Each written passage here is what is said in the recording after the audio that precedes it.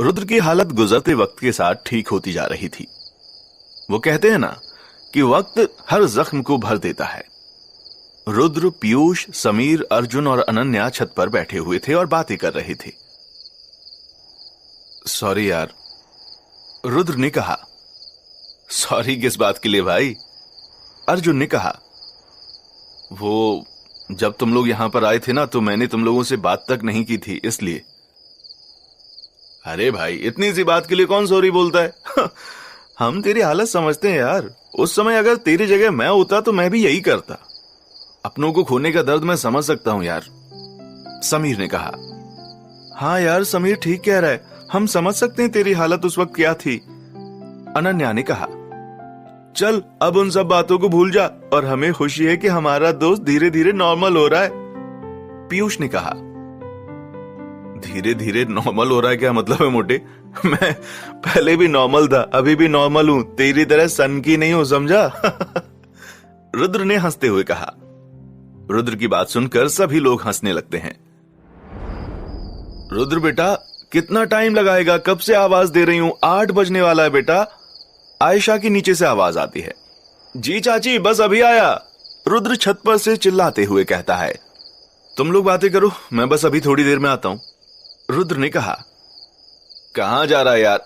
चल मैं भी तेरे साथ चलता हूं, अर्जुन ने कहा। नहीं नहीं, कहीं नहीं यार, बस मैं आता हूं, तुम लोग बातें करो ना, मैं बस थोड़ी देर में आ जाऊंगा, रुद्र ने अर्जुन को मना करते हुए कहा, जैसे वो किसी बहुत ही जरूरी काम से जा रहा हो और अर्जुन को अपने साथ नहीं ले जाना चाहता हो। चल ठीक है, पर जल्दी आ जाना वरना हम लोग बोर हो जाएंगे, अर्जुन ने कहा।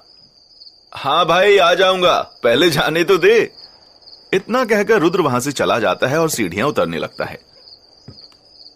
अब अच्छा लग रहा है यार, रुद्र को पहले की तरह नॉर्मल देखकर। अब धीरे धीरे वो आंटी जी के गुजर जाने के सदमे से बाहर आ रहा है, समीर ने कहा। हाँ यार, वरना मुझे तो लगा था उसे बहुत वक्त लगेगा और पता नहीं वो कब नॉर्मल हो पाएगा, मैं तो यही सोच सोच के बहुत घबरा रहा था, पीयूष ने कहा। हाँ, पर भगवान का लाख लाख शुक्र है कि रुद्र को उसने ठीक कर दिया, अनन्या ने कहा। यह भगवान का नहीं, आंटी जी का कमाल है, अर्जुन ने कहा। आंटी जी का कमाल है मतलब? सबने एक साथ कहा। तुमने एक बात नोटिस की है, जब से रुद्र ने आंटी जी की दी हुई घड़ी पहनी है वो ठीक हो रहा है। अभी भी उसने वो घड़ी पहनकर रखी थी। ज्यादातर वक्त रुद्र उस घड़ी को पहनकर ही रखता है, और यही नहीं, रात के वक्त सोते समय भी रुद्र वो घड़ी पहनकर ही सोता है, अर्जुन ने कहा। हाँ यार, ये तो मैंने भी अक्सर नोटिस किया है कि रुद्र वो घड़ी पहनकर ही रखता है। यार जैसे भी हो, पर हमें इस बात की खुशी होनी चाहिए कि वो ठीक तो हो रहा है, अनन्या ने कहा।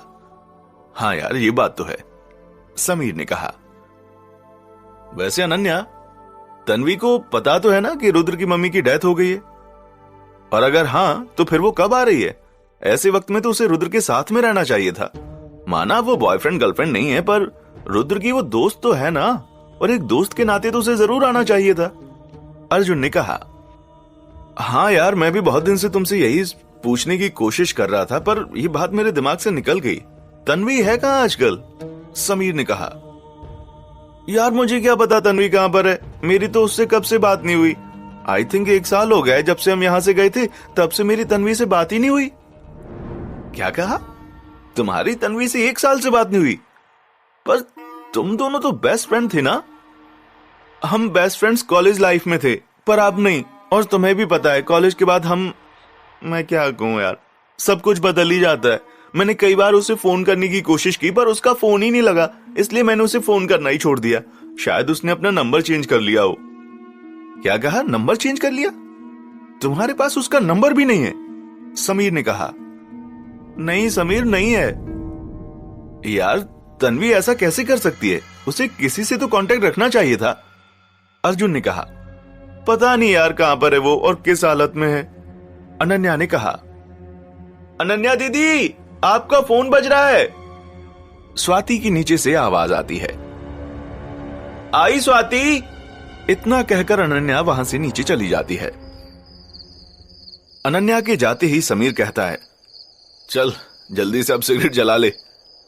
अर्जुन अपनी पैंट की जेब में से सिगरेट का पैकेट निकालता है और जैसे ही अर्जुन सिगरेट का पैकेट निकालता है, समीर झट से अर्जुन के हाथ से सिगरेट का पैकेट छीन लेता है।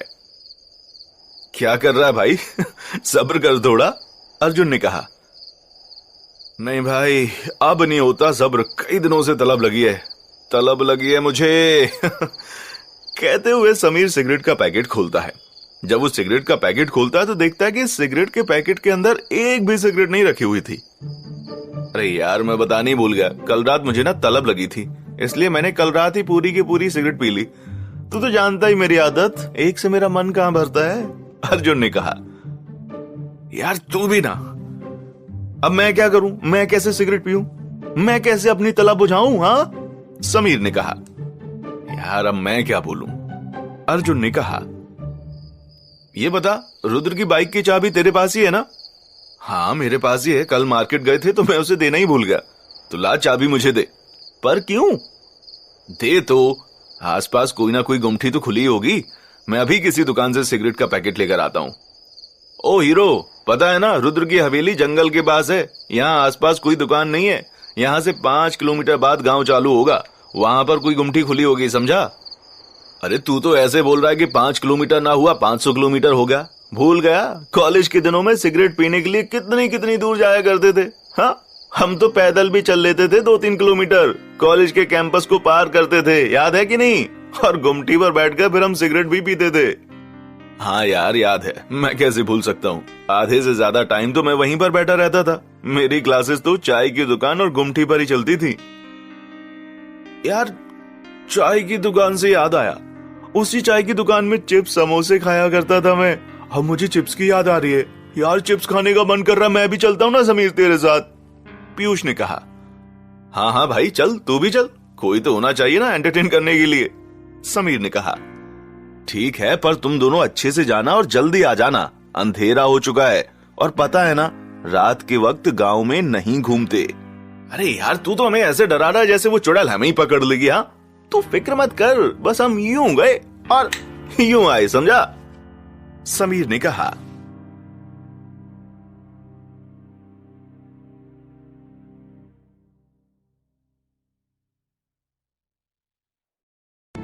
जिस तरह इस कहानी ने आपके दिल में जगह बनाई है, ऐसे ही